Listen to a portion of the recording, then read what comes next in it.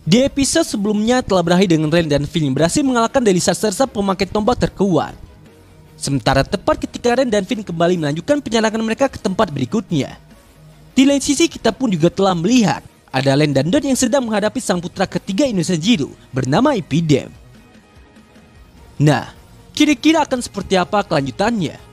Tonton terus video ini sampai selesai.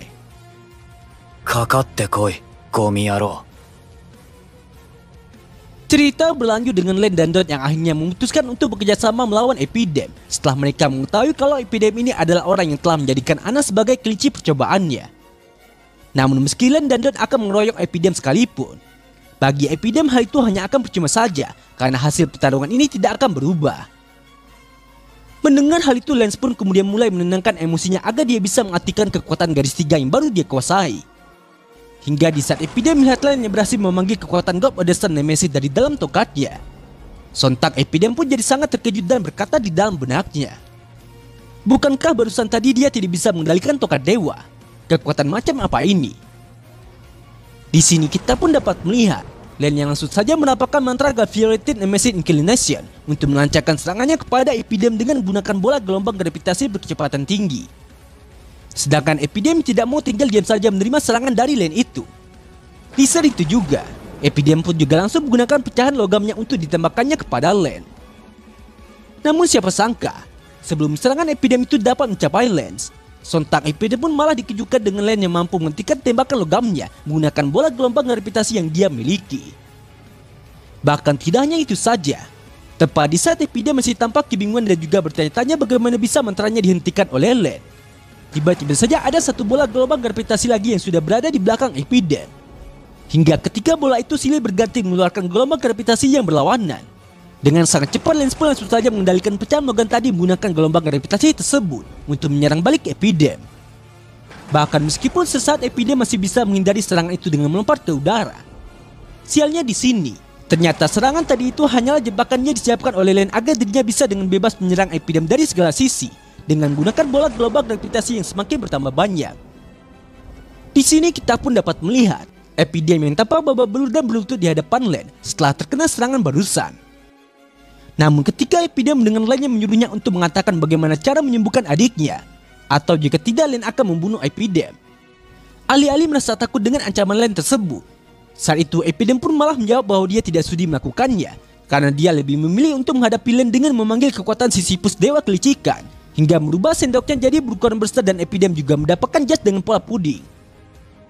Sesaat kemudian Epidem pun langsung saja melancarkan serangannya kepada Len dan Dot dengan merapalkan mantra Orihal Cosmos Machine Gun yang berbentuk senjata mesin yang bisa menembakkan peluru logam berkecepatan tinggi. Hingga di saat ratusan peluru logam itu telah ditembakkannya kepada Len dan Dot. Meskipun di sini Len memang masih bisa mengatasi serangan itu dengan menggunakan bola gelombang gravitasinya.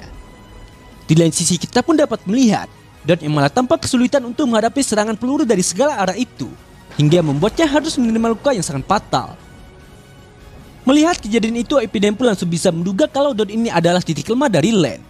Jadi sebelum dirinya akan menghabisi Len, di sini Epidem pun memutuskan untuk membunuh Dot lebih dulu dengan menembakkan peluru logamnya sekali lagi kepada Dot.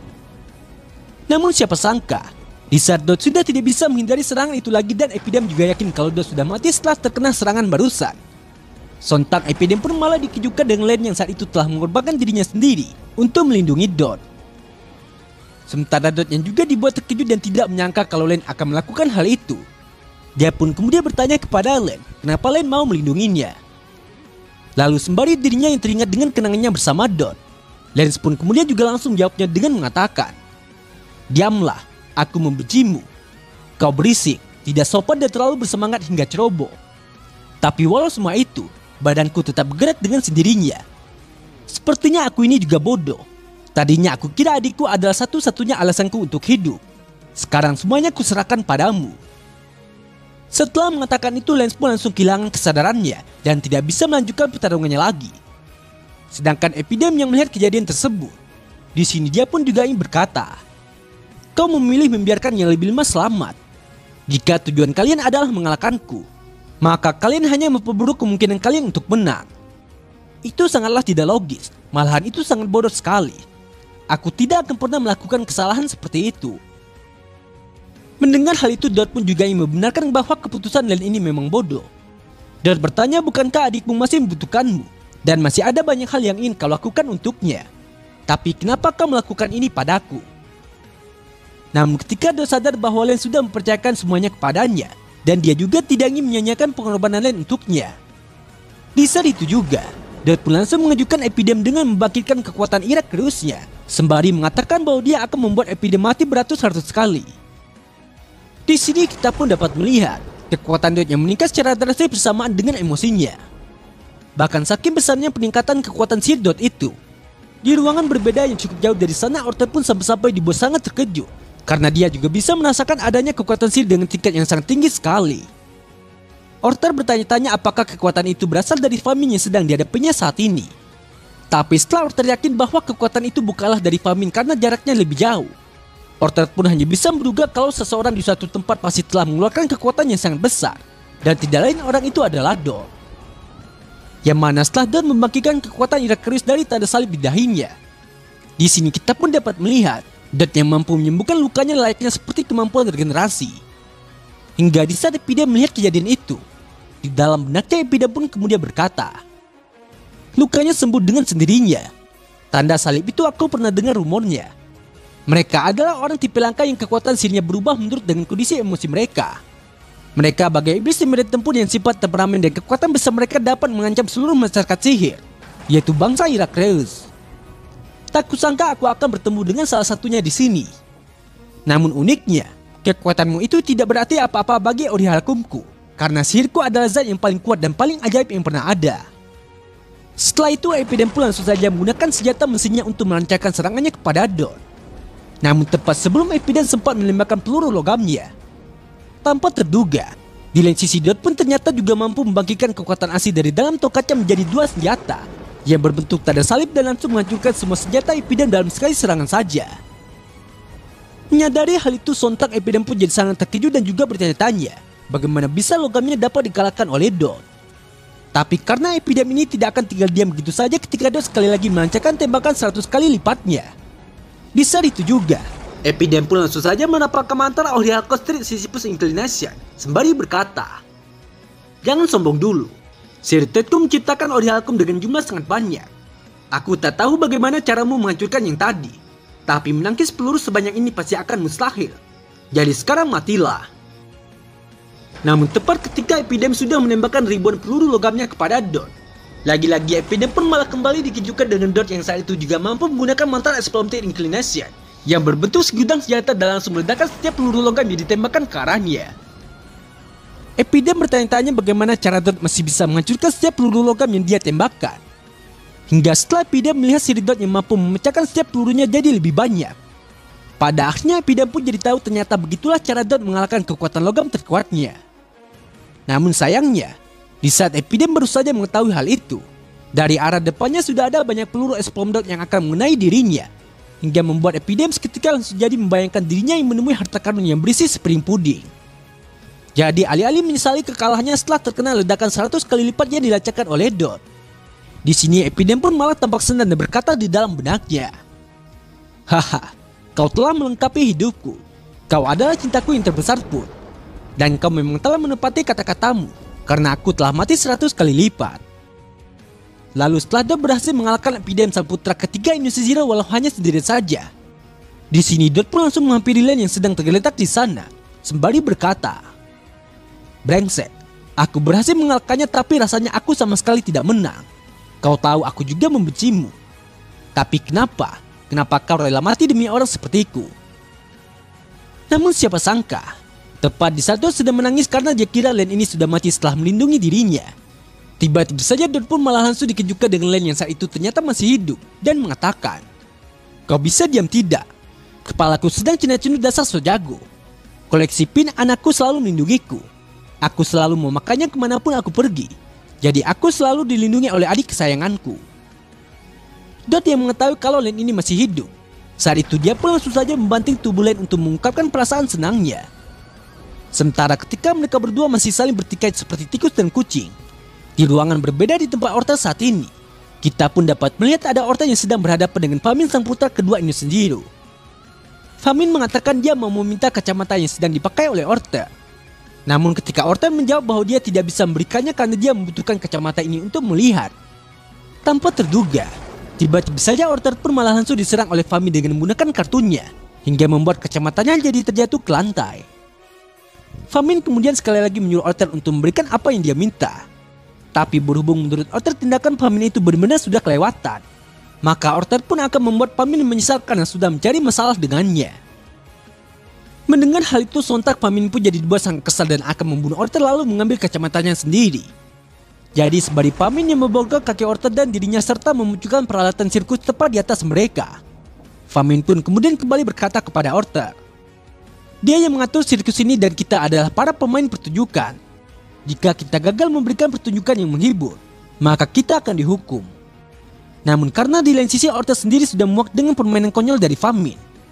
Di saat itu juga, Orter pun langsung saja melancarkan serangannya kepada Famin dengan menggunakan sihir pasirnya. Tapi dengan menggunakan gerakan tangan layaknya seperti pantomi. Di sini Famin pun juga langsung membuat perisai tak kasat mata untuk melindungi dirinya dari serangan Orter itu. Yang kemudian dia berkata, kau hanya bisa melempar pasir ke orang. Itu tidak akan jadi pertunjukan yang menarik. Kau sekarang akan mendapat penalti yang tidak terelakkan. Jadi balikin duitku. Di sini kita pun dapat melihat Famin yang melemparkan banyak pedang dari dalam mulut wajah sirkus yang ada di atas mereka ke arah Orter. Bahkan meskipun Orter sudah menggunakan perisai pasirnya untuk menangkis pedang itu, pada kenyataannya, ternyata perisai pasir Orter itu masih tidak mampu untuk menahannya karena pedangnya langsung menembus sihir Orter. Lalu sembari Famin yang mengatakan beginilah cara kerja sirkus ini dan borgol ini tidak akan bisa lepas hingga salah satu dari kita mati. Saat itu Famin pun juga langsung melancarkan serangannya kepada Orter sekali lagi dengan menggunakan kartu-kartu yang keluar dari dalam tubuh Orter sendiri hingga membuat tubuh Orter jadi berdarah-darah. Orter bertanya-tanya sebenarnya trik apa yang digunakan oleh Famin. Ditambah lagi ketika setiap kali Orter melakukan sesuatu, wajah sirkus yang ada di atasnya pasti akan selalu mengomentarinya. Apakah itu artinya sebenarnya ini adalah pertarungan 2 lawan 1? Dan jika benar begitu, maka Orter pun memutuskan bahwa dia tidak akan bergerak sampai dia tahu cara kerjanya. Sementara Famin yang menyadari bahwa Orter tidak membuat pergerakan setelah terkena serangannya barusan. Di sini dia pun kembali berkata kepada Orter, kau memutuskan untuk mengamati tindakanku. Sungguh rasional dan juga membosankan. Aku tidak suka orang baju rapi sepertimu. Kau terlalu kaku. Kita harusnya bebas bertindak sesuai dengan emosi kita. Mengambil hal yang kita inginkan. Dan membunuh orang yang tidak kita suka untuk hidup dengan lebih bahagia. Cara hidupmu itu benar-benar sangat membosankan. Namun karena di lain sisi menurut Orter pandangan Famin itu berbanding terbalik dengan dirinya. Saat itu Orter pun juga langsung menjawabnya dengan mengatakan, kau ingin kebebasan dan ingin hidup tanpa aturan. Kalau begitu lakukan saja semaumu karena itu tidak akan membuat perbedaan bagiku. Kita manusia adalah makhluk yang emosional dan bukan sifat alami kita untuk rasional setiap waktu. Jadi kau bisa membunuh orang karena amarah atau mencuri benda karena iri. Atau kau juga bisa membuat orang lain menderita agar kau merasa puas dan bahagia selama kau menerima tanggung jawabnya. Karena tanggung jawab itu mutlak. Hukum dan aturan ada untuk melindungi sebagian besar dunia dari anak yang terlalu kuat seperti dirimu. Jadi lakukan saja sebebas apapun yang kau mau. Tapi aku akan tetap menegakkan aturan. Mendengar hal itu Famin pun langsung menyela ucapan Orter dengan mengatakan kalau Orter itu terlalu banyak bicara omong kosong. Namun tepat ketika Famin baru saja melancarkan serangannya kepada Orter, sontak Famin pun malah dikejutkan dengan Orter yang kali ini ternyata dapat menangkis serangan kartu tak terlihatnya. Lalu sembari Orter yang mengambil kartu itu dan membuangnya di hadapan Famin. Dengan sombongnya Orter pun kemudian berkata, sudah kuduga kau itu penipu. Sihirmu hanya membuat hal menjadi tak terlihat. Trik sulap murahan. Ini waktunya bagimu untuk mematuhi aturan permainanmu sendiri. Setelah mengatakan itu Orter pun langsung saja menciptakan badai pasir yang akan dia gunakan untuk menyerang Famin. Bahkan tidak peduli meskipun saat itu Famin juga telah menembakkan beberapa pedangnya kepada Orter tanpa henti. Di sini Orter pun tetap saja melancarkan serangan pasirnya kepada Famin karena Orter sendiri sudah siap untuk terluka. Untuk sesaat Famin memang tampak masih bisa menahan pasir Orter dengan perisai tak terlihatnya. Tapi berhubung pasir Orter dapat menembus perisai itu setelah dia meningkatkan kepadatannya hingga menjadi seperti berbaja.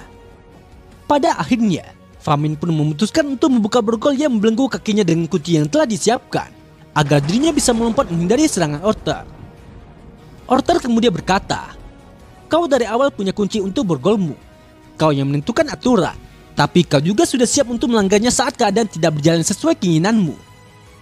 Hah, kau benar saat kau bilang kau tidak membosankan. Tapi kau masih jauh untuk bisa bicara soal kebebasan. Kalau begitu caramu mensikapi aturan. Namun alih-alih merasa terhina dengan ucapan Orta tersebut, kurang ajarnya di sini. Famin pun malah menanggapinya dengan tertawa terbahak-bahak sembari berkata, "Kau hanya bicara soal hal membosankan. Kalau kau tak suka aturannya maka langgar saja. Tapi sepertinya kau suka diikat, walaupun itu akan mencikimu sampai mati. Sungguh anak yang malang, biar kubunuh kau agar kau terbebas." Sementara setelah Orta sudah membagikan kekuatan dewa dari dalam tongkatnya untuk menghadapi Famin, di sini Orta pun juga langsung menjawabnya dengan mengatakan, "Aku tak butuh kau kesihani, jadi biar kutunjukkan betapa bebasnya dirimu setelah kukurung kau dalam kandang." Nah, jadi inilah keseluruhan cerita dari video Master kali ini.